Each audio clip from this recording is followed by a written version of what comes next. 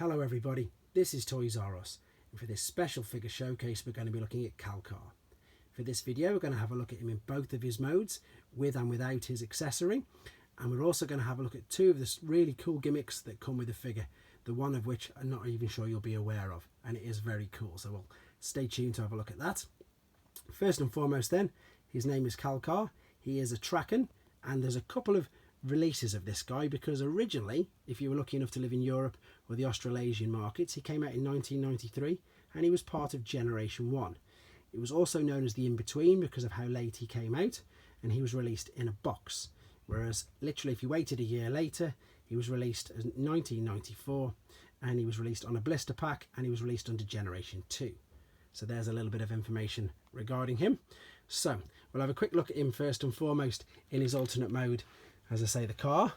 Things you need to be aware of is the fact that the wheels can get corroded there with them being metal, and of course you can have and display the car without his accessory. This is a sort of good thing about this vehicle, to be fair, that if you haven't got the accessory you can still sort of display it. But what I want to show you now, I mentioned he's got a really cool gimmick. He's got like a rail gun there on the side which you can turn, which also spins, but then I'm hoping you can see this in the video. If I come to the sight there and if I start to turn it, can you see them look like laser beams shooting through? Well, that's a fantastic little gimmick they've got there. So it's important, obviously, if you do want one with this accessory, to make sure that that's working. Brilliant little gimmick.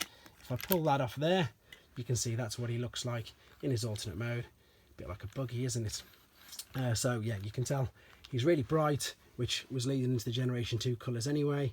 And I think he just looks really good. You've got the two mounting holes there for when you want to attach the rail gun onto the top of it, but you can display him without it. So we'll have a quick look at him in robot mode as well now. So there he is again using the gun. You've got the same things on the side and he's looking down the sight. I think when he's in robot mode though, that accessory just looks too big. You can't even get to see the robot. So I'm going to carefully take it out of his hands now and you can see what the robot looks like.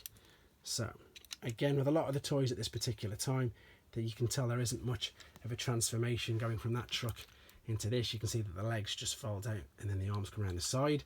But in robot mode again, he looks kind of cool. He's got this crazy, wacky, really bright colour scheme. And then the other gimmick was that the eyes light up as well. So if I shine the torch there onto the back of his head, a lot of the G2 figures and European exclusives did that. It's just a nice little gimmick to add to it. So, as I say, quite an interesting figure. Very cool, to be honest. Be aware that if you do want to display him in robot mode, that this stand actually does fold inside itself. As I say, I really think that the lasers coming through the railgun at the top just makes it stand out amazingly. Most people probably weren't even aware that it did that. So if you're lucky enough to get hold of one, please make sure that that works. I hope you enjoyed looking at him. Keep your suggestions coming in. Take care and subscribe for more.